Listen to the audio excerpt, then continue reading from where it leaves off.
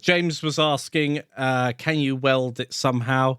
I don't think there's a way of making that without extra geometry, which is what we just touched upon.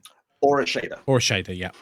So yes, the way to fix this would be a shader, which is not my wheelhouse. I mean, it's something I can do. It's not something I'm very good at. Like I have to go back and look at all the materials again. But I know that GD Quest has one that, well, actually has 3, one of which would work quite well. This is just a quick and dirty way of doing it.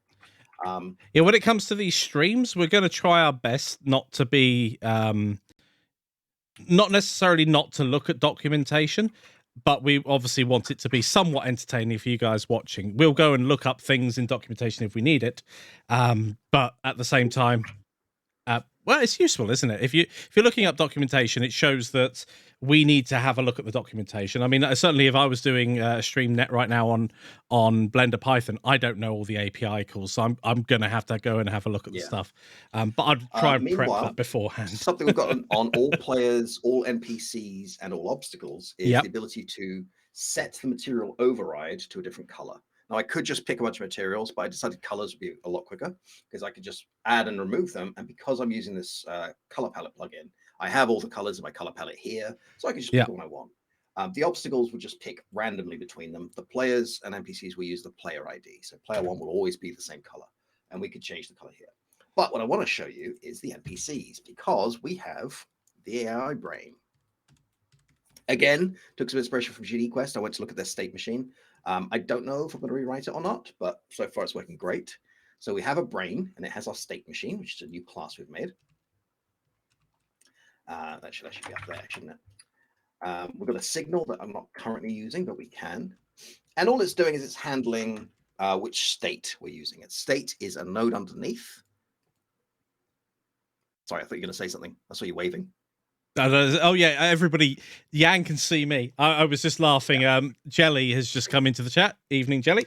He said, Jelly. "Nope, still not learning shader code." Well, you said that about vectors, so tough. You're going to learn it. I have a lot of trouble understanding shader code. I will admit, it's something that's always not helped. Underneath these, we have a bunch of nodes, right? So it's going to try and call the node by its name. So we have the name coming in as part of a signal. With an optional dictionary. Well, the dictionary is not optional, but the concepts of the dictionary is. And it's going to just say, get the node by its name. So anything in here, I can call by name. And all of these are states, which all inherit from state, which is a node that I wrote. Very simple. Just has, who's my state machine? Why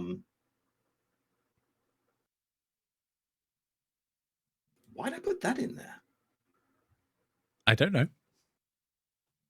Huh. Oh, I know why. That's not part of the state machine. Everything I'm using the AI for needs the A-star navigation, so I just put it in. We can go through the physics process. I'm not using the process at all, so I haven't put it in, but if I was going to, I'd put it in here. And then something for entering and exiting the state. Each state is responsible for the conditions to transition to another state. So if we take a look at Wonder, all it's doing is picking a destination. The owner has a function to get reachable points. So which A-star points can I physically reach? Which ones are not blocked off?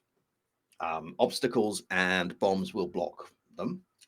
Players won't because it's computationally heavy to do that every frame. So we're not doing it. And it leads to a problem. If an NPC is on a point and you disable that point, it now can't leave that point. So we're not. It's going to pick a random destination point. It's going to say, is this in the line of fire of a bomb?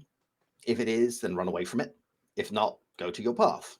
So we're not dealing with going to the path as part of this function because it's just picking a place to wander to. What we will do, is go follow path, which has some things in it.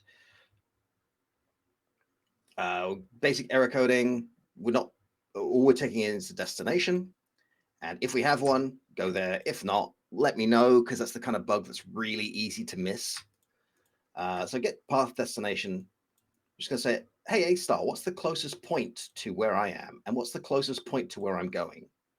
And then we're going to say, hey, owner, here's your new path. Nice. And then every frame, we'll say, okay, have we crossed into the line of sight of a bomb? If not, am I next to a threat? Another player, or a bomb.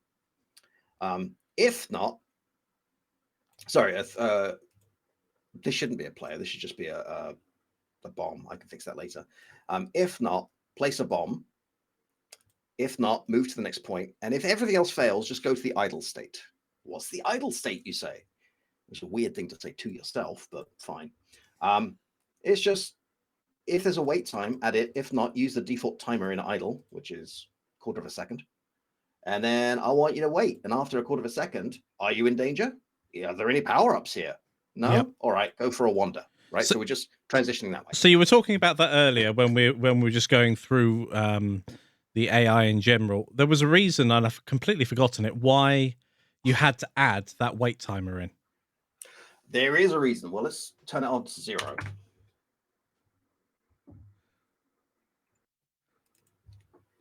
It's because it looks less realistic. Interesting. Apart from they just won't stop. I mean, we have the same kind of idiocies, but it feels less like that. It feels like you're competing against the computer rather than a fair player. Right. Yeah. They don't feel like AI. They just feel like random bits of movement. It's like I have to think. They're not even slowing down for corners. It's AU. Sorry? Artificial unintelligence. Artificial ignorance. So I find 1/4 of a second is actually a little bit too long, but it's one we can put in there. We can also randomize it a little bit. We can say a range between 1/8 of a second and 1/4 of a second just to get some variety in there. That will stop everyone moving at sort of the same time at the beginning. Yeah.